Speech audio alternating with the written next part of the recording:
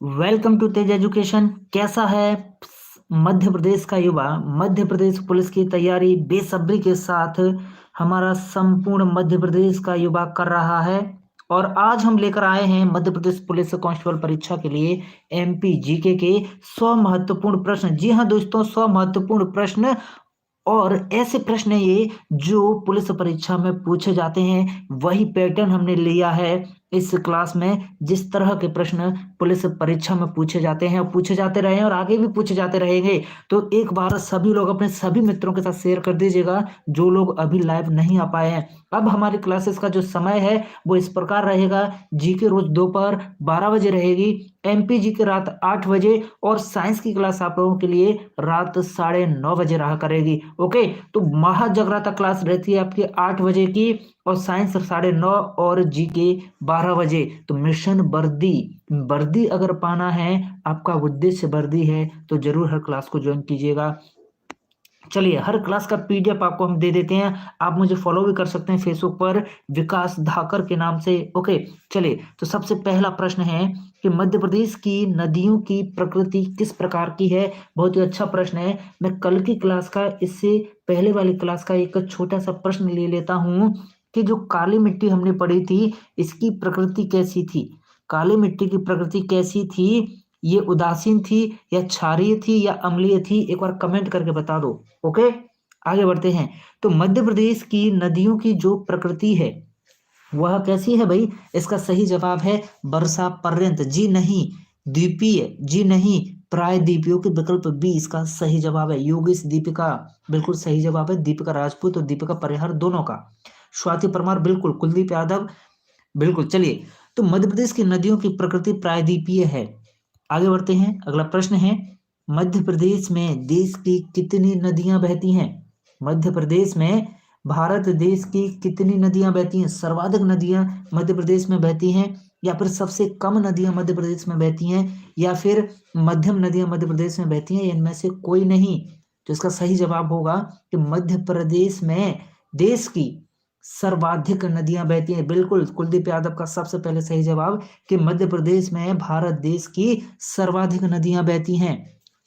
अब हम बात कर लें मध्य प्रदेश की अर्थव्यवस्था के बारे में, तो मध्य प्रदेश की अर्थव्यवस्था में नदियों का महत्वपूर्ण योगदान है। ओके, क्योंकि नदियां सिंचाई के साथ साथ जल विद्युत का भी, जो है जल विद्युत हेतु भी प्रयोग की जाती हैं मध्य प्रदेश की नदियां। ओके, सिंचाई व्यवस्था तो इनके माध्यम से चली रही है, साथ ही साथ विद्युत उत्पादन भी इनके माध्यम से हो रहा है। इस तरह से कहा जाए कि क्या है, मध्य प्रदेश में नदियां सर्वाधिक होने के साथ साथ क्या है, महत्वपूर्ण है। जी कुलदीप यादव, और मध्य प्रदेश को नदियों का मायका इसी वजह से कहा जाता है क्योंकि मध्य प्रदेश में भारत देश की सर्वाधिक नदियां हैं। कभी भी प्रश्न पूछ लेता है नदियों का मायका निम्न में से कौन से राज्य को कहा जाता है, तो भैया कह देना कि हमारे मध्य प्रदेश को ही नदियों का मायका कहा जाता है।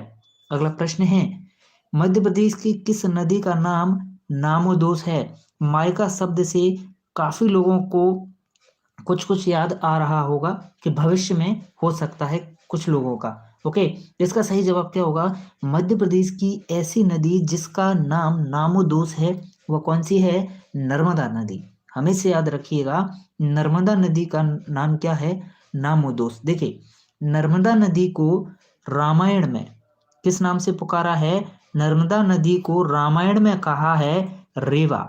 ओके, रामायण में नर्मदा नदी को रेवा कहा है। तो वहीं पर एक भूगोलविद टोलमी ने, ओके, टोलमी ने नर्मदा नदी को क्या कहा है? नामोदोष कहा है।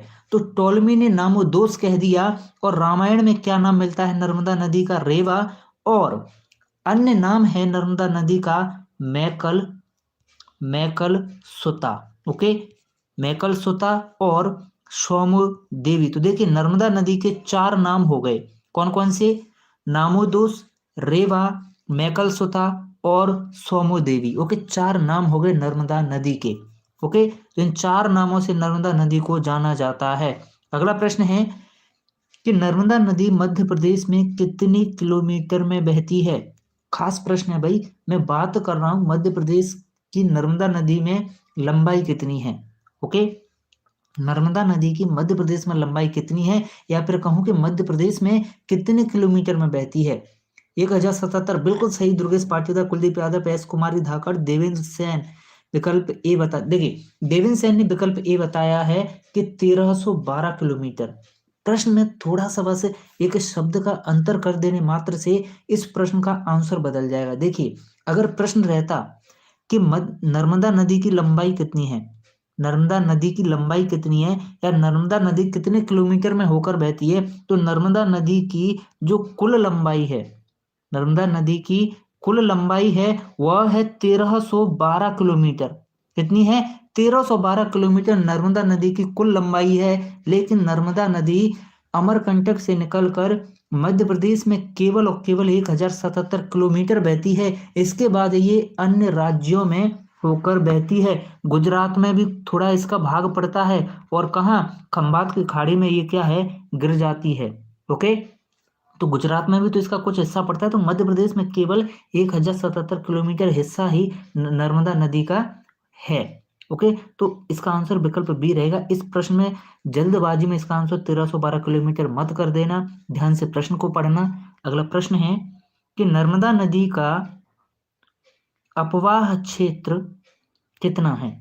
सबसे पहला विकल्प 93,180 वर्ग किलोमीटर, या फिर 86,340 वर्ग किलोमीटर, या 82,250 वर्ग किलोमीटर। हर स्टूडेंट ईमानदारी के साथ आंसर कमेंट करता जाए। जी प्रगति भदौरिया, टोटल नर्मदा नदी की लंबाई 1312 किलोमीटर, और मध्य प्रदेश में नर्मदा नदी की लंबाई है 1077 किलोमीटर। 93,180 इसका जवाब बता रहे हैं। तो हमेशा याद रखिए, नर्मदा नदी का जो अपवाह क्षेत्र है यह 93,180 वर्ग किलोमीटर है। मित्रों, ये ऐसे प्रश्न है जिनका जवाब कभी भी नहीं बदलने वाला, जिंदगी भर नहीं बदलने वाला। ओके, तो ये स्टैटिक एमपीजी के बन जाता है। ओके, तो हर फैक्ट आपको याद रहना चाहिए कि नर्मदा नदी से संबंधित प्रश्न तो बनता ही बनता है। परीक्षा में अगर नदियों से कोई प्रश्न आया तो वो कहाँ से, नर्मदा नदी से संबंधित पूछा जाएगा। तब तक आप इस प्रश्न का जवाब दीजिएगा। प्रश्न आपकी स्क्रीन पर है, ऑप्शन आपकी स्क्रीन पर है। हम हल्का सा रिवीजन करा दें कि अब तक हमने इस क्लास में क्या पढ़ा है। हमने पढ़ा कि मध्य प्रदेश की नदियों की जो प्रकृति है वो कैसी है, प्रायद्वीपी प्रकृति है मध्य प्रदेश की नदियों की। और मध्य प्रदेश को क्या नदियों का मायका कहा जाता है, नदियों का मायका कहा जाता है मध्य प्रदेश को। इसलिए कहा जाता है क्योंकि मध्य प्रदेश में भारत देश की सर्वाधिक नदियां बहती हैं।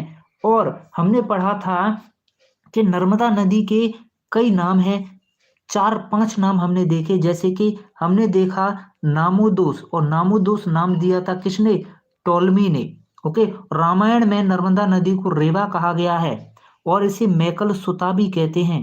क्या, मैकल सुता भी कहते हैं नर्मदा नदी को, और इसे सोमो देवी भी कहते हैं। क्या, सोमो देवी भी कहते हैं नर्मदा नदी को। आगे बढ़ते हैं। इस प्रश्न का सही जवाब होगा कि ऐसा जलप्रपात जो नर्मदा नदी बनाती है वो है भाई कौन सा, कपिल धारा, दुग्ध धारा बिल्कुल सही, मंदार और दर्दी बिल्कुल सही, धुआंधार और सहिष्णु धारा बिल्कुल सही। तो विकल्प डी इसका सही जवाब है कि पूरे के पूरे जलप्रपात जो है नर्मदा नदी के द्वारा बनाए जाते हैं। और हमेशा याद रखना कि नर्मदा नदी की सहायक नदियां 41 हैं। ओके, कुलदीप यादव ने बताया, बहुत बढ़िया, क्या तैयारी है भैया आप लोगों की। चलिए आगे बढ़ते हैं। अगला प्रश्न आपकी स्क्रीन पर कि नर्मदा की कुल कितनी सहायक नदियां हैं, प्रश्न ही आ गया। और अभी कुलदीप यादव ने देखो कमेंट में आंसर भी बताया है कि नर्मदा नदी की कुल 41 सहायक नदियां हैं। कितनी हैं, 41 सहायक नदियां। ये प्रश्न जैसा का तैसा पूछ लिया गया है 2014 में व्यापम के द्वारा। बहुत ही अच्छा प्रश्न है। चलिए आगे बढ़ते हैं अगले प्रश्न की ओर। बिल्कुल यहां तक सभी का क्लियर हो है, पूरे के पूरे 8 प्रश्न याद हो चुके हैं। और 8 प्रश्नों के साथ साथ हमने आपको और 8-10 फैक्ट बता दिए हैं। तो पूरा साथ ही साथ याद होना चाहिए, तो क्लास लेने का मजा आएगा। ओके, तभी क्लास लेने का फायदा है, अन्यथा आप किताब से भी घर बैठे पढ़ सकते हैं। क्लास में अगर आप आ रहे हो तो कुछ फायदा होना चाहिए, वो फायदा ये होना चाहिए कि साथ ही साथ आपका यहाँ पर रिवीजन हो, और रिवीजन के साथ जो चीजें नहीं बनती वो तुरंत याद भी होनी चाहिए। ओके जी, देखिए नर्मदा नदी को मध्य प्रदेश की जीवन रेखा भी कहते हैं, जीवन रेखा भी कहते हैं नर्मदा नदी को मध्य प्रदेश की। ओके, क्योंकि इसके द्वारा मध्य प्रदेश का ज्यादा भाग जो है सिंचित किया जाता है अन्य नदियों की अपेक्षा, इसीलिए। ओके, तो नर्मदा नदी के बारे में बहुत सारी बातें आज हमने देख ली। चलिए, तो नर्मदा नदी निर्माण करती है भाई किसका? ऐश्वर्य का निर्माण करती है। किसका? ऐश्वर्य का निर्माण करती है। ये प्रश्न बहुत ज्यादा पूछा जाता है।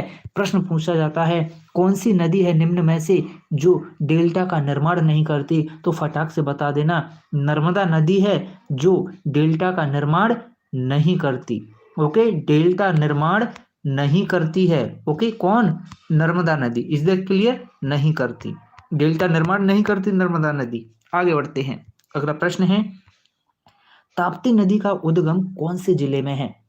ताप्ती नदी का उद्गम कौन से जिले में है? जितेंद्र सोलंकी कह रहे हैं कि नर्मदा नदी अमरकंटक से निकलती है। बिल्कुल सही जितेंद्र जी, बिल्कुल सही। तो इसका सही जवाब क्या है? और हाँ बिल्कुल कुलदीप यादव, ये सारी चीज जैसे आपने कहा कि नर्मदा नदी को जीवित इकाई, जीवित इकाई भी घोषित किया जा चुका है नर्मदा नदी को। ये सारे फैक्ट हम आगे जैसे जैसे प्रश्न आगे बढ़ते जाएंगे तो उनसे रिलेटेड हम पूरे फैक्ट बताते जाएंगे। लेकिन कुलदीप यादव जी ने दो फैक्ट तो तुरंत अभी बता दिए हैं। ओके, लेकिन हम इन्हें आगे बताते, लेकिन आपने अभी बता दी, बहुत अच्छी बात। प्रेम नारायण कह रहे हैं देखो कि एमपी की गंगा बेतवा को कहा जाता है। बिल्कुल सही है, एमपी की गंगा किसे कहते हैं? एमपी की गंगा बेतवा नदी को कहते हैं। ओके, चलिए आगे बढ़ते हैं।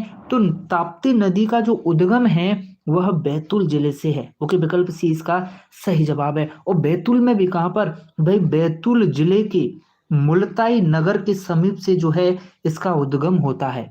ओके, और ये ताप्ती नदी जो है वो पश्चिम दिशा की ओर बहती हुई कहाँ गिरती है? खंबात की खाड़ी में गिर जाती है।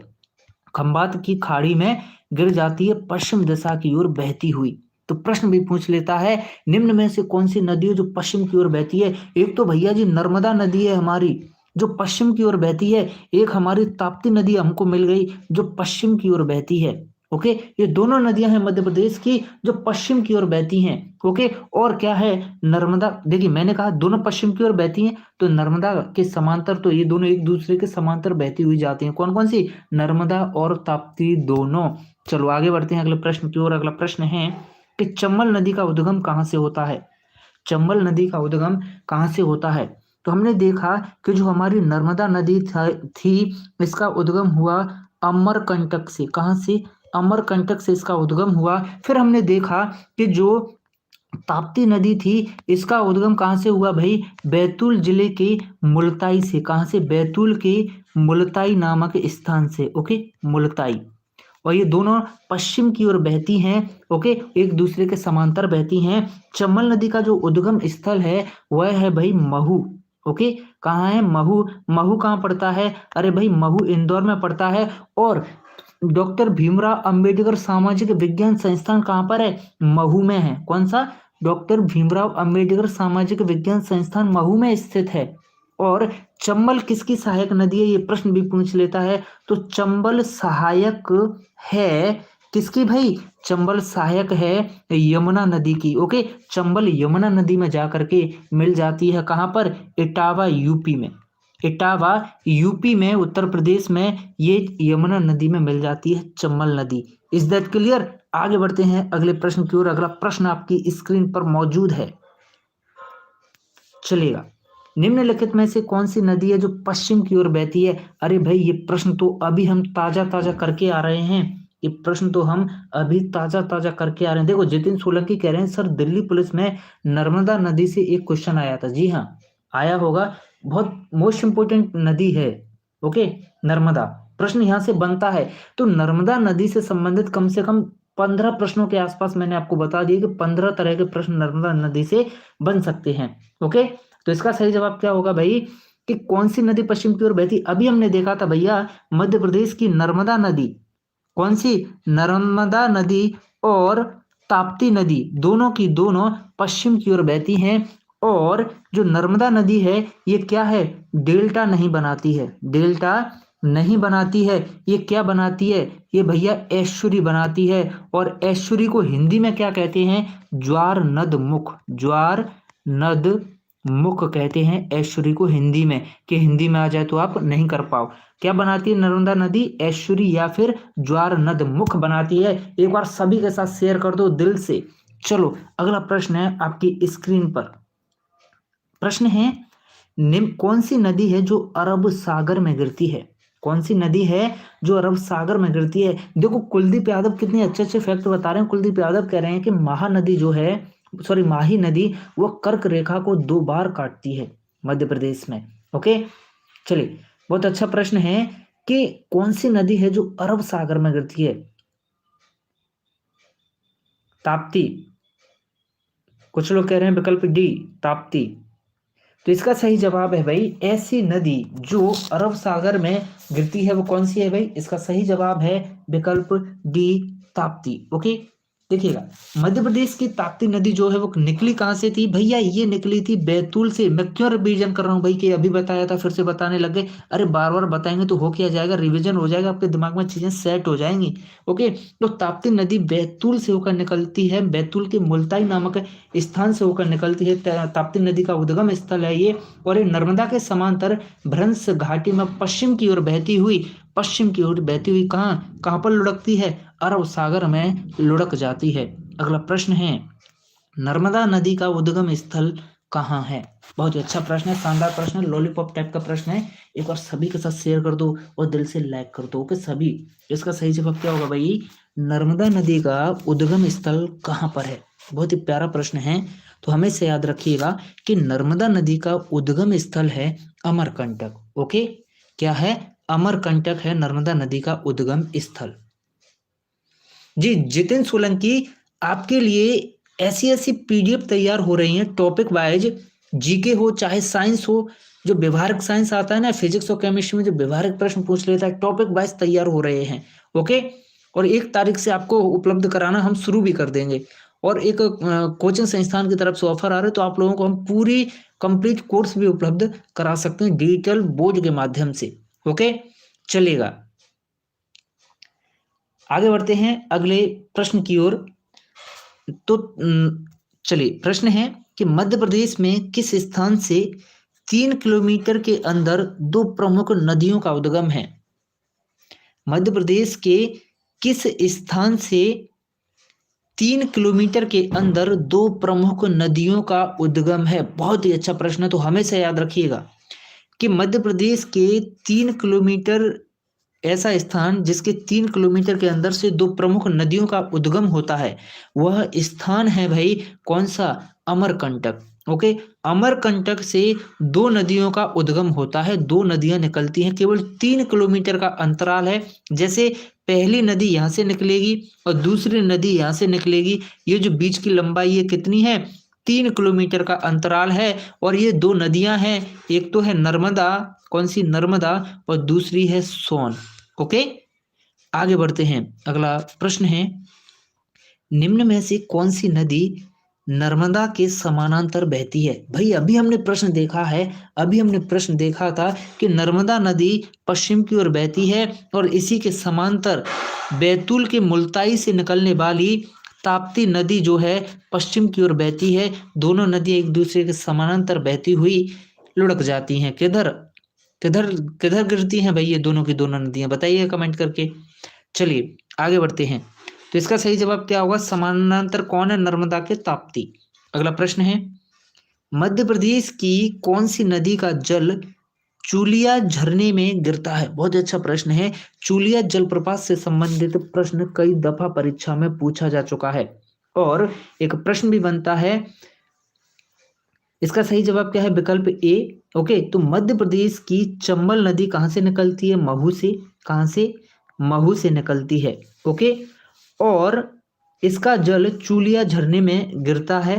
कहां? ओके, चूलिया झरने में इसका जल गिरता है। अगला प्रश्न है, निम्न नदियों की लंबाई के संबंध में गलत कथन कौन सा है? नदियों की लंबाई के संबंध में यहाँ पर कौन सा कथन गलत दिया हुआ है, ये आपको बताना है। बहुत ही अच्छा प्रश्न है, तो हमेशा याद रखिएगा। चंबल नदी की लंबाई 965 किलोमीटर है, ये बिल्कुल सही है। ओके, हमें सत्य कथन बताना है। ताप्ती नदी की लंबाई 724 किलोमीटर है। सोन नदी की लंबाई 780 किलोमीटर है, तो बेतवा नदी की लंबाई 365 किलोमीटर दे रहा है, लेकिन बेतवा नदी की लंबाई है 480 किलोमीटर, तो विकल्प डी यहाँ पर गलत दिया हुआ है। अगला प्रश्न है, निम्न नदियों में दक्षिण की ओर बहने वाली नदी कौन सी है? बहुत अच्छा प्रश्न है। ऐसी नदी जो दक्षिण की ओर बहती है, दो नदियां तो हम देख चुके हैं, जो पश्चिम की ओर बहती हैं वो है नर्मदा और ताप्ती।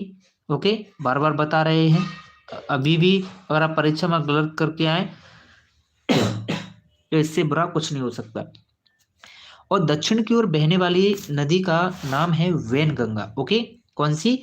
वैनगंगा नदी है जो दक्षिण की ओर बहती है, बिल्कुल सही। अगला प्रश्न है, कुंवारी नदी का उद्गम स्थल कौन सा है? बहुत ही अच्छा प्रश्न है, शानदार प्रश्न है भाई। तो हमेशा याद रखिएगा कि कुंवारी नदी का जो उद्गम स्थल है वह कौन सा है? वह है शिवपुरी का पठार। ओके, शिवपुरी के पठार से कुंवारी नदी निकलती है। ओके, और जो कुंवारी नदी है ये बाद में जाकर किस में मिल जाती है? ये सिंध नदी में मिल जाती है। कौन सी में? सिंध में जाकर के ये मिल जाती है। अगला प्रश्न है कि मध्य प्रदेश का सबसे बड़ा नदी समूह कौन सा है?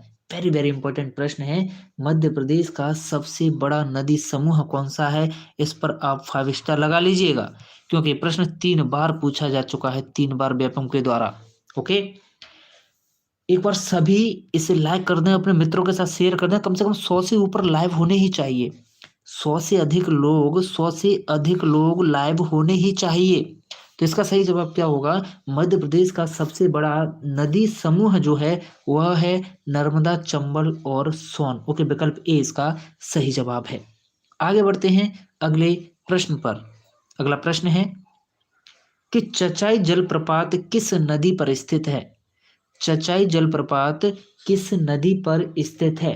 मैं सीधे सीधे आपसे एक प्रश्न करना चाहूंगा कि उज्जैन जो है, जहां पर कुंभ मेला लगता है, जहां पर महाकाल का मंदिर है, उज्जैन, ये कौन सी नदी के किनारे है? उज्जैन कौन सी नदी के किनारे है? आंसर कमेंट करें। तो चचाई जलप्रपात बनता है भाई बीहर नदी पर। कौन सी नदी पर? बीहर नदी पर चचाई जलप्रपात बनता है। और जो चचाई जलप्रपात है ये कहाँ पर बनता है? रीवा में। कहाँ पर? रीवा में बनता है चचाई जलप्रपात बीहर नदी पर। और ये मध्य प्रदेश का, एमपी का सबसे ऊंचा जलप्रपात है। सबसे ऊंचा जलप्रपात है मध्य प्रदेश का। ओके, चचाई जलप्रपात मध्य प्रदेश का सबसे ऊंचा जलप्रपात है, जो कि बीहर नदी पर रीवा में बनता है। ओके, आगे बढ़ते हैं अगले प्रश्न की ओर। सभी लोगों ने आंसर कमेंट किया है कि जो उज्जैन है, उज्जैन, ओके, जैसे जितेंद्र सोलंकी और भी काफी लोगों ने, उज्जैन कौन सी नदी के किनारे है? उज्जैन है क्षिप्रा नदी के किनारे। ओके, बहुत अच्छा प्रश्न पूछा भी गया है व्यापम के द्वारा 3 बार। अगला प्रश्न है कि भालकुंड जलप्रपात कहाँ पर है? भालकुंड जलप्रपात कहाँ पर है? बहुत अच्छा प्रश्न है। केवटी है सबसे ऊंचा? जी नहीं, चचाई जलप्रपात मध्य प्रदेश का सबसे ऊंचा जलप्रपात है। इसके अलावा रीवा में केवटी जलप्रपात है और बहुती जलप्रपात है। कौन सा है? रीवा में ही है दोनों जलप्रपात, केवटी और बहुती। ये दोनों के दोनों जलप्रपात भी कहाँ पर है? रीवा में। लेकिन चचाई जलप्रपात सबसे ऊंचा है। प्रश्न है कि भालकुंड जलप्रपात कहाँ पर है? बहुत अच्छा प्रश्न है, शानदार प्रश्न है। ओके, अच्छा प्रश्न है, शानदार प्रश्न है, लॉलीपॉप प्रश्न है। तो भाई इसका सही जवाब क्या होगा कि भालकुंड जलप्रपात जो है यह सागर में है। कहाँ पर है? सागर जिले में है भालकुंड जलप्रपात। और यह प्रदेश की बेतवा नदी के द्वारा बनाया गया है। कौन सी? बेतवा नदी के द्वारा बनाया गया है। आगे बढ़ते हैं, अगला प्रश्न है कि मध्य प्रदेश की कौन सी नदी को स्वर्ण नदी भी कहा जाता है? मध्य प्रदेश की कौन सी नदी है जिसे स्वर्ण नदी भी कहा जाता है? बहुत ही अच्छा प्रश्न है भाई। ये व्यापम के द्वारा 2014 में, 2009 में और 2016 में पूछा है यही प्रश्न। तो भाई इसका सही जवाब क्या होगा? स्वर्ण नदी किसे कहा जाता है? तब तक आप एक और प्रश्न का आंसर कमेंट कीजिएगा कि शिवपुरी कौन सी नदी के किनारे है? शिवपुरी कौन सी नदी के किनारे बसा हुआ है? ओके, तो स्वर्ण नदी किसे कहा जाता है भाई? स्वर्ण नदी कहा जाता है मध्य प्रदेश में सोन नदी को। ओके, स्वर्ण अर्थात सोना, तो सोन नदी पर। ओके, स्वर्ण अर्थात सोना, तो सोन नदी को ही क्या है? स्वर्ण नदी हम कहेंगे।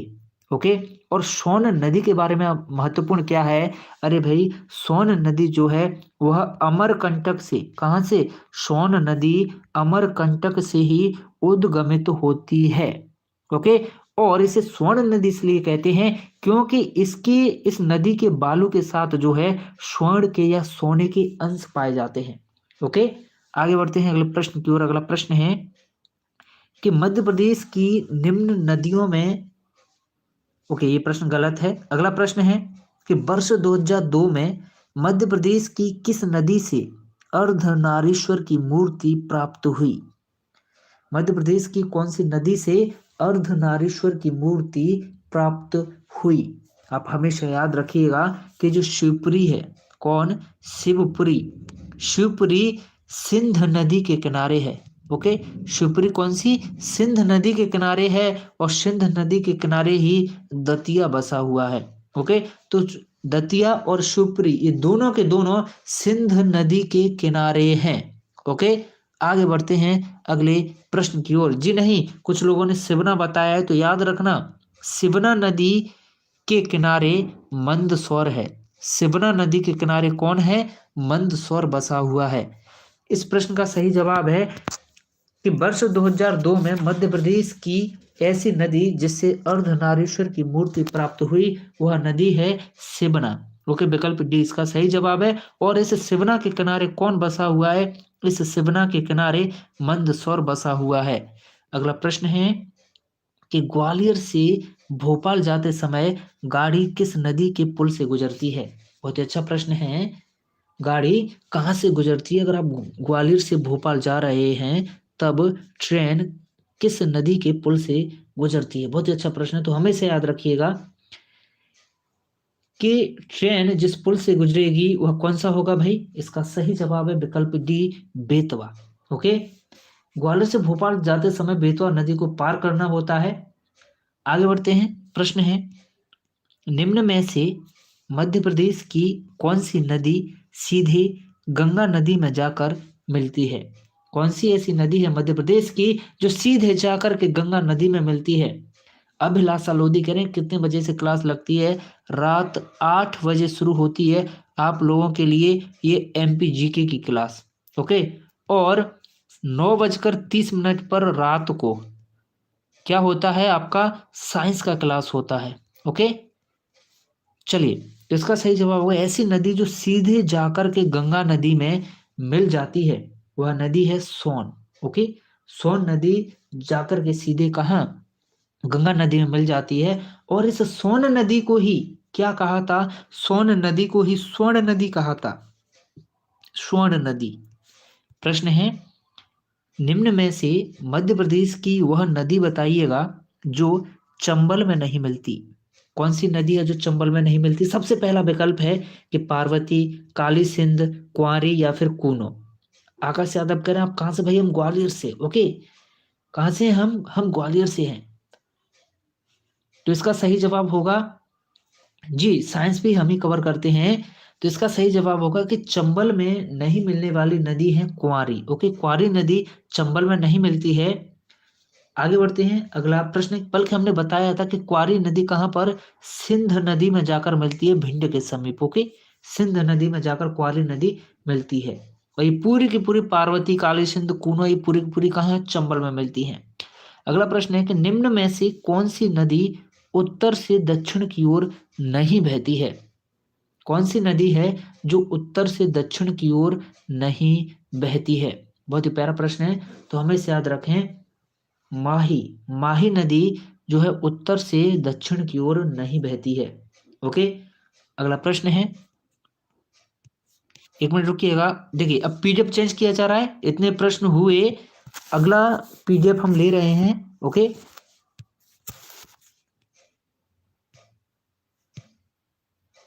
चलेगा। काफी सारे प्रश्न करेंगे, काफी सारे प्रश्न कवर करने वाले हैं भाई, ऐसे कैसे? अभी नहीं, अभी क्लास खत्म नहीं हुई। प्रश्न है कि मध्य प्रदेश की किन दो नदियों का संगम स्थल प्राणहिता कहलाता है? मध्य प्रदेश की कौन सी दो नदियों का संगम स्थल है जो प्राणहिता कहलाता है?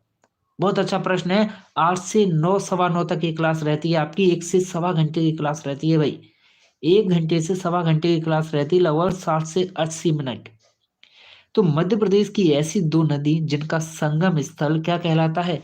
प्राणहिता कहलाता है। वे दोनों नदियां हैं भैया जी, कौन सी? बैनगंगा और वर्धा। बैनगंगा और वर्धा, इन दोनों नदियों की संगम स्थल को प्राणहिता की संज्ञा दी गई है। और ये जो संगम स्थल है, या फिर कहें कि बैनगंगा और वर्धा दोनों जो नदियां हैं, वे कहाँ पर मिलती हैं? तो ये मिलती हैं महाराष्ट्र में। ओके, महाराष्ट्र राज्य में इन दोनों नदियों का प्राणहिता कहा जाने वाला संगम स्थल मौजूद है। अगला प्रश्न है कि निम्नलिखित नदियों तथा उनके बहने की दिशा के जोड़ों में कौन सा गलत दिया हुआ है? बहुत अच्छा प्रश्न है, तो हम इसे याद रखें। यहाँ पर चंबल नदी उत्तर की ओर बहती है, बिल्कुल सही है। ताप्ती पश्चिम की ओर बहती है, बिल्कुल सही है। और नर्मदा नदी भी पश्चिम की ओर बहती है। ओके, बेतवा उत्तर की ओर बहती है, बिल्कुल सही है। ओके, बैनगंगा नदी जो है वह पूर्व की ओर नहीं, बल्कि बैनगंगा नदी भाई दक्षिण की ओर बहती है। किधर? बैनगंगा नदी दक्षिण की ओर बहती है। यह विकल्प जो है यहाँ पर गलत दिया हुआ है। अभी हमने प्रश्न भी किया था कि निम्न में से कौन सी नदी है जो दक्षिण की ओर बहती है? तो बैनगंगा नदी है जो दक्षिण की ओर बहती है। अगला प्रश्न है, पचमढ़ी किस नदी के किनारे स्थित है? बहुत ही प्यारा प्रश्न है। पचमढ़ी किस नदी के किनारे स्थित है? तो इसका सही जवाब होगा कि पचमढ़ी वैनगंगा नदी के किनारे स्थित नहीं है। पचमढ़ी ताप्ती नदी के किनारे स्थित नहीं है। तो पचमढ़ी नर्मदा नदी के किनारे स्थित नहीं है, बल्कि तबा नदी के किनारे पचमढ़ी स्थित है। इसका आंसर क्या होगा? तबा। और पचमढ़ी के बारे में और खास क्या है? अरे भाई, पचमढ़ी एकमात्र हिल स्टेशन है। एकमात्र हिल स्टेशन है। और पचमढ़ी नर्मदा की सहायक नदी तबा के किनारे पर है। तबा किसकी सहायक नदी है? तबा भैया नर्मदा की सहायक है। ओके, नर्मदा नदी में जाकर जो है मिल जाती है तबा नदी। अगला प्रश्न है कि निम्नलिखित नदियों तथा उन पर बसे नगरों के गलत युग्म को चुनिएगा। अभी हमने देखा था कि जो शिवना नदी है उसके किनारे मंदसौर है, बिल्कुल सही है। मंदसौर बसा हुआ है शिवना नदी के किनारे। वैनगंगा नदी के किनारे बालाघाट है, ये भी बिल्कुल सही है, हमने सही देखा था। फिर हमने देखा चंबल नदी के किनारे रतलाम है, बिल्कुल सही है। लेकिन सिंध नदी के किनारे सोनकच्छ नहीं है, बल्कि सिंध नदी के किनारे है शिवपुरी और कौन? दतिया। ओके, कौन कौन? शिवपुरी और दतिया। ये दोनों शहर जो है, दोनों स्थल सिंध नदी के किनारे बसे हुए हैं। और हमने देखा था कि जो उज्जैन था, उज्जैन वह कौन सी नदी के किनारे? उज्जैन हमारा क्षिप्रा नदी के किनारे था। ओके, अगला प्रश्न है, निम्न में से उत्तर की ओर बहने वाली कौन सी नदी है? बहुत ही अच्छा प्रश्न है। उत्तर की ओर बहने वाली कौन सी नदी है? तो आप हमेशा याद रखना कि वैनगंगा नदी जो है वह दक्षिण की ओर बहती है। वैनगंगा नदी दक्षिण की ओर बहती है। ओके, और इसके अलावा ताप्ती नदी किधर बहती है? भाई ताप्ती नदी पश्चिम की ओर बहती है। किधर? पश्चिम की ओर बहती है। और नर्मदा नदी भाई पश्चिम की ओर बहती है। तो बची कौन? केन नदी बची है हमारी। के विकल्प सी इसका सही जवाब हो जाएगा। केन नदी किधर? उत्तर की ओर बहती है। और आप हमेशा याद रखना कि उत्तर की ओर बहने वाली नदियों में चंबल भी शामिल है। कौन? चंबल। और कौन? सोन और केन और बेतवा। ये चार नदियां हैं। चंबल, सोन, केन, बेतवा, चार नदियां हैं जो उत्तर की ओर बहती हैं, हमेशा याद रखना। बेनगंगा दक्षिण की ओर, नर्मदा और ताप्ती पश्चिम की ओर।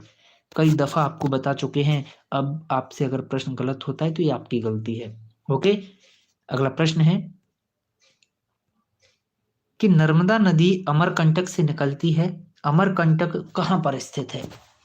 नर्मदा नदी अमरकंटक से निकलती है, तो बताइए अमरकंटक कहाँ पर स्थित है?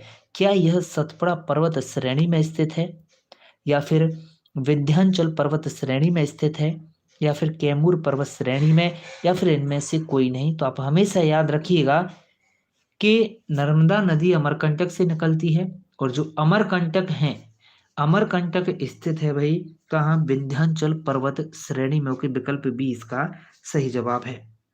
आगे बढ़ते हैं अगले प्रश्न पर। अगला प्रश्न है, सोन नदी का उद्गम स्थल कौन सा है? बहुत ही प्यारा प्रश्न है। सोन नदी का उद्गम स्थल कौन सा है? Very very important. तो हमेशा याद रखिएगा कि सोन नदी का जो उद्गम स्थल है वह है अमरकंटक। ओके, सोन नदी का उद्गम स्थल कौन सा है? अमरकंटक है। और जो सोन नदी है ये नर्मदा नदी के समीप अमरकंटक से ही निकलती है, जिसमें हमने बताया था कि 3 किलोमीटर का क्या है? अंतर है। 3 किलोमीटर के अंतर से एक तरफ सोन निकलती है और दूसरी तरफ नर्मदा निकलती है, बताया था। आगे बढ़ते हैं, अगले प्रश्न है, पांडव जलप्रपात कहाँ पर है? पांडव जलप्रपात कहाँ पर है? एक प्रश्न भी हमने देखा था कि पांडव गुफाएं कहाँ पर हैं? तो भाई हमने देखा था कि पांडव गुफाएं स्थित हैं पचमढ़ी में। पांडव गुफाएं कहाँ पर? पचमढ़ी में हैं। तो पांडव जलप्रपात कहाँ पर होगा? अरे भाई पांडव जलप्रपात होगा आपका पन्ना के निकट। कहाँ पर? पन्ना के निकट होगा पांडव जलप्रपात। और पांडव गुफाएं कहाँ पर?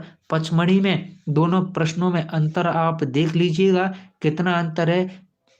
परीक्षा में जल्दबाजी में गलती ना कीजिएगा। पांडव गुफाएं पचमढ़ी, पांडव जलप्रपात पन्ना के निकट। अब कुछ जलप्रपातों के बारे में और बता देता हूं। एक है पूर्वा जलप्रपात। कौन सा? पूर्वा जलप्रपात। और ये पूर्वा जलप्रपात है आपका कहाँ? रीवा के निकट है पूर्वा जलप्रपात।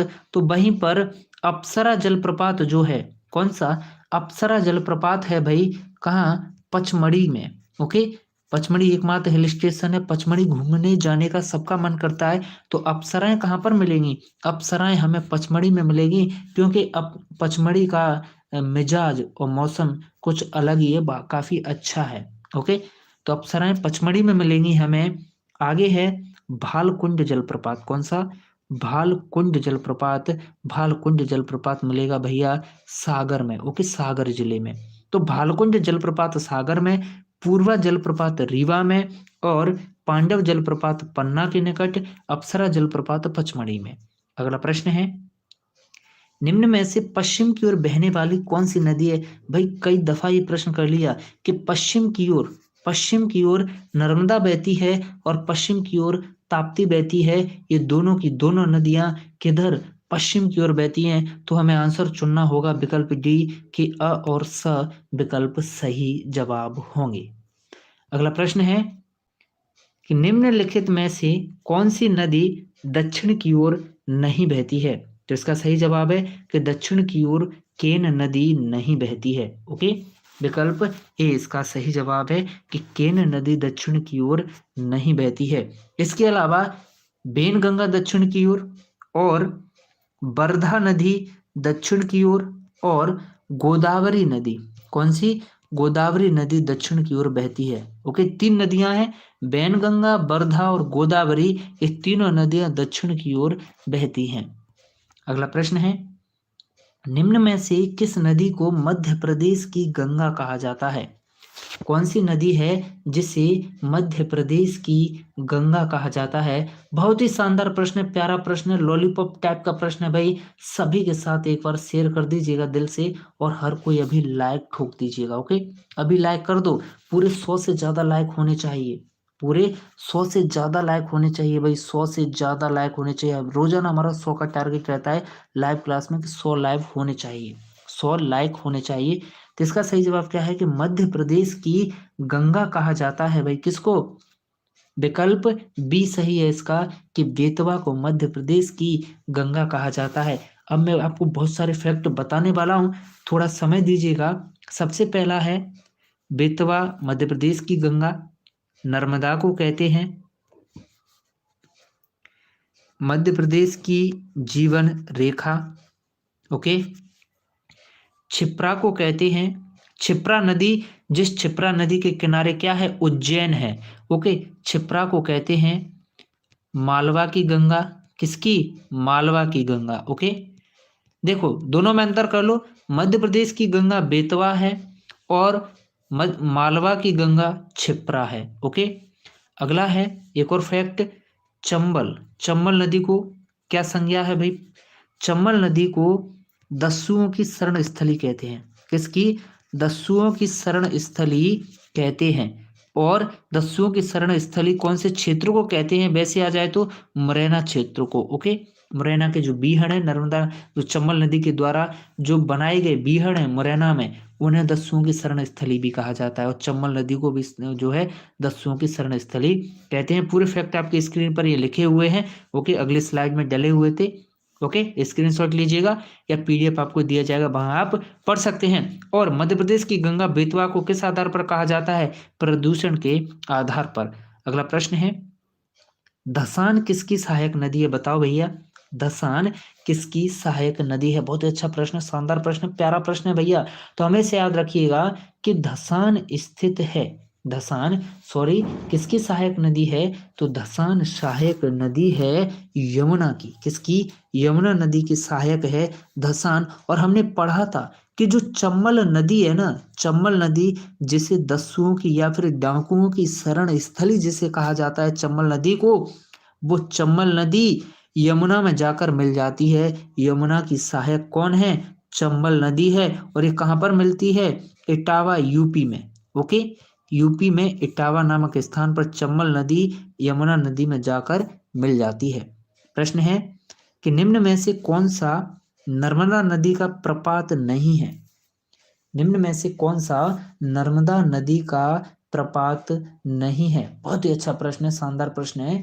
तो हमेशा याद रखें कि नर्मदा नदी का प्रपात इनमें से नहीं है चित्रकूट जलप्रपात। ओके, आगे बढ़ें। इसके अलावा कपिल धारा, दुग्ध धारा और धुआंधार।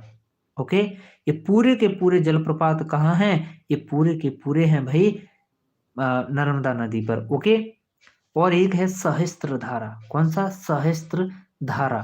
ये चारों जलप्रपात नर्मदा नदी पर बनाए जाते हैं। अगला प्रश्न है कि निम्न में से कौन सा युग्म यहाँ पर गलत दिया हुआ है? सबसे पहला है सिंध। सिंध नदी सरोज गुना से होकर निकलती है, बिल्कुल सही है भाई। अगला है बेतवा जो कि विंध्याचल रायसेन से होकर निकलती, बिल्कुल सही। अगला है वेन गंगा जो कि सिवनी बालाघाट से, बिल्कुल सही है। लेकिन काली सिंध सतपुड़ा से न निकलकर भाई कहाँ से निकलती है? ये निकलती है विंध्याचल। कहाँ से?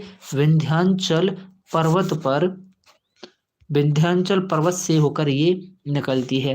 अगला प्रश्न है मध्य प्रदेश में उत्खात उत्खात स्थलाकृति का निर्माण किस नदी के द्वारा किया जाता है? मध्य प्रदेश में उत्खात स्थलाकृति का निर्माण या फिर कहें वेटलैंड का निर्माण किस नदी के द्वारा किया जाता है? बहुत अच्छा प्रश्न। तो हमेशा याद रखिएगा कि मध्य प्रदेश में उत्खात स्थलाकृति का जो निर्माण है यह किया जाता है चंबल नदी के द्वारा। ओके, विकल्प ए इसका सही जवाब है। अगला प्रश्न है कि क्षिप्रा, काली सिंध किस नदी की सहायक नदियां हैं? क्षिप्रा और काली सिंध किस नदी की सहायक नदियां हैं? बहुत अच्छा प्रश्न है। तो हमेशा याद रखें कि क्षिप्रा और काली सिंध सहायक नदियां हैं, ये दोनों की दोनों किसकी? चंबल की। ओके, विकल्प बी इसका सही जवाब है। देखिए, क्षिप्रा, काली सिंध, पार्वती और गंभीर ये चार नदियां हैं जो चंबल नदी की मुख्य सहायक नदी हैं। अगला प्रश्न है दक्षिण की ओर मिलने वाली गंगा की मुख्य सहायक नदी कौन सी है? दक्षिण की ओर मिलने वाली गंगा की मुख्य सहायक नदी कौन सी है? बहुत अच्छा प्रश्न है। तो हमेशा याद रखिएगा कि दक्षिण की ओर मिलने वाली गंगा की मुख्य सहायक नदी है सोन। प्रश्न है कि सांची और विदिशा नगर कौन सी नदी पर स्थित है? ये दोनों के दोनों नगर कौन सी नदी पर स्थित है? तो आप हमेशा याद रखें कि सांची और विदिशा ये दोनों के दोनों नगर स्थित हैं बेतवा नदी पर। ओके, विकल्प सी इसका सही जवाब है। और और बेतवा नदी जो है वो किसकी सहायक है? बेतवा यमुना नदी की सहायक है। और चंबल भी यमुना नदी की सहायक है। चंबल भी यमुना में मिलती है और बेतवा भी कहाँ पर? यमुना में मिलती है। अगला प्रश्न है, कितने सेंटीमीटर की समवर्षा रेखा मध्य प्रदेश के अधिकांश भागों में पाई जाती है? इसका सही जवाब है कि 100 सेंटीमीटर की समवर्षा रेखा है जो मध्य प्रदेश के अधिकांश भागों में पाई जाती है। अगला प्रश्न है कि कितने सेंटीमीटर की समवर्षा रेखा है जो मध्य प्रदेश को दो भागों में विभाजित करती है? बहुत ही प्यारा प्रश्न है, तो हमें से याद रखें कि 60 सेंटीमीटर की वर्षा रेखा मध्य प्रदेश को दो समान भागों में विभाजित करती है। ओके, सभी लोग लाइक कर दो, पूरे 100 लाइक होने चाहिए। कितने? 100 लाइक होने चाहिए। अगला प्रश्न है कि मध्य प्रदेश का जुलाई माह कितनी मिलीबार रेखा के अंतर्गत आता है? ये कठिन प्रश्न आपको जरूर लग रहे होंगे। ओके, इसका सही जवाब होगा कि जुलाई माह आता है 1000 मिलीबार रेखा के अंतर्गत। अगला प्रश्न है, निम्न में से कौन सी नदी है जो भ्रंश घाटी से होकर प्रवाहित होती है? ओके, छोटे छोटे प्रश्न हैं लेकिन बहुत ज्यादा ये व्यापम के द्वारा पूछे जाते हैं। तो ऐसी नदी जो भ्रंश घाटी से होकर प्रवाहित होती है वह है नर्मदा नदी। ओके, ये भ्रंश घाटी से होकर प्रवाहित होती है और नर्मदा जो है डेल्टा का निर्माण नहीं करती है। ओके, ये किसका निर्माण करती है? नर्मदा नदी ऐश्वरी का निर्माण करती है। प्रश्न है, निम्न में से किस नदी का वर्णन कादम्बरी तथा मेघदूत में मिलता है? कौन सी नदी है जिसका वर्णन कादम्बरी और मेघदूत में मिलता है? वेरी वेरी इंपॉर्टेंट प्रश्न है, तो हमें इसे याद रखें। ऐसी नदी जिसका वर्णन कादम्बरी और मेघदूत में मिलता है वह है बेतवा नदी। ओके, विकल्प सी इसका सही जवाब है। अगला प्रश्न है, निम्न में से कौन सी नदी को वाल्मीकि रामायण में सुभागधी कहा गया है? जी हाँ, सुभागधी कौन सी नदी को वाल्मीकि रामायण में कहा गया है? इस प्रश्न को आप 5 स्टार लगाइएगा और खतरे की झंडी आप इस पर बनाइएगा। ये प्रश्न पूछा जा सकता है परीक्षा में। वेरी वेरी मोस्ट इंपॉर्टेंट लगाइएगा इस प्रश्न को। ओके, तो वाल्मीकि रामायण में सुभागधी कहा गया है सोन नदी को। ओके, विकल्प डी इसका सही जवाब है। और इस सोन नदी को क्या है? स्वर्ण नदी भी कहते हैं। क्या? स्वर्ण नदी भी इस सोन नदी को कहते हैं। अगला प्रश्न है कि पुराणों में वैनगंगा को किस नाम से और पुकारा गया है? और वैनगंगा किधर दक्षिण की ओर बहती है वैनगंगा नदी? और वैनगंगा को पुराणों में पुकारा गया है बेवा नाम से, बैया नाम से और दिद नाम से। ओके, विकल्प डी इसका सही जवाब है। वैनगंगा को बेवा, बैया और दिद इन तीनों नामों से पुराणों में पुकारा गया है। अगला प्रश्न है कि बुंदेलखंड की जीवन रेखा कौन सी नदी को कहते हैं? तो आप हमेशा याद रखें कि बुंदेलखंड की जीवन रेखा कहा जाता है मध्य प्रदेश की बेतवा को। ओके, किसे? मध्य प्रदेश की बेतवा को जो है बुंदेलखंड की जीवन रेखा कहा जाता है। इसी के साथ साथ हमने प्रश्न देखा था कि बेतवा नदी जो है इसे मध्य प्रदेश की गंगा भी कहा जाता है। बेतवा नदी को क्या है? मध्य प्रदेश की गंगा भी कहा जाता है और बुंदेलखंड की जीवन रेखा भी कहा जाता है। अगला प्रश्न है कि निम्न में से कौन सी नदी है जो प्रदेश की सर्वाधिक प्रदूषित नदी है? कौन सी नदी है जो प्रदेश की सर्वाधिक प्रदूषित नदी है? बहुत ही प्यारा प्रश्न है, तो हमेशा याद रखें ऐसी नदी जो प्रदेश की सर्वाधिक प्रदूषित नदी है वह है बेतवा। ओके, विकल्प बी इसका सही जवाब होगा। अगला प्रश्न है, बेतवा नदी किस में मिलती है? बेतवा नदी किस में जाकर मिलती है? बहुत ही अच्छा प्रश्न है, तो हमेशा याद रखिएगा कि बेतवा नदी मिलती है यमुना में। ओके, अभी हमने देखा था बेतवा किसमें, यमुना में जाकर मिलती है। अगला प्रश्न है कि नर्मदा और ताप्ती के अतिरिक्त मध्य प्रदेश की नदियां कहाँ जाकर मिलती हैं, तो हमें से याद रखें नर्मदा और ताप्ती इन दोनों नदियों के अलावा मध्य प्रदेश की बाकी सभी नदियां जाकर मिलती हैं दूसरी नदियों में। ओके, मध्य प्रदेश की सभी नदियां किसी न किसी नदी की सहायक हैं, केवल नर्मदा और ताप्ती को छोड़कर। और नर्मदा और ताप्ती दो ऐसी नदियां हैं जो जाकर किधर, अरब सागर में खंबात की खाड़ी में गिरती हैं। ओके, अरब सागर में जाकर गिरती हैं और पश्चिम की ओर बहती हैं दोनों। अगला प्रश्न है, ओके, इस पीडीएफ के सभी प्रश्न समाप्त हुए। तो आज की क्लास में मात्र इतने ही प्रश्न। आप बने रहें तेज एजुकेशन के साथ। ओके, और फ्री मॉक टेस्ट और पीडीएफ प्राप्त करने के लिए आप व्हाट्सएप ग्रुप ज्वाइन कर लीजिएगा। व्हाट्सएप नंबर आप सभी के पास होगा ही होगा। ओके, जो लोग नए हैं उनके लिए हमने कमेंट कर दिया है। ओके, तो आज मात्र इतने ही प्रश्न, और 9:30 पर आप लोगों के लिए क्या है, साइंस की क्लास होगी। तो सभी लोग जरूर लाइव आइएगा। टॉप प्रश्न करा रहे हैं, उसमें टॉप साइंस के प्रश्न हम उस क्लास में लेकर आएंगे। लगभग 30 से 40 प्रश्न उस क्लास में डिस्कस करेंगे डेली 9:30 बजे, रात 9:30 बजे। सभी लोग आइएगा लाइव। ओके, चलेगा, मिलते हैं तो अगली क्लास में जी। हर क्लास का पीडीएफ दे रहे हैं, केवल एमपी जीके के अलावा, चाहे तो साइंस की क्लास हो चाहे जीके हो। ओके, और जो टॉप जीके के हमने 2 वीडियो अपलोड किए थे ना, टॉप जीके के, किसके, टॉप एमपी जीके के 2 वीडियो हमने अपलोड किए हैं, वीडियो नंबर 1 और वीडियो नंबर 2। उनके पीडीएफ आपको व्हाट्सएप ग्रुप में दे दिए गए हैं। वीडियो नंबर 1 का पीडीएफ सीधे दे दिया गया है और दूसरे की लिंक दे दी गई है। ओके,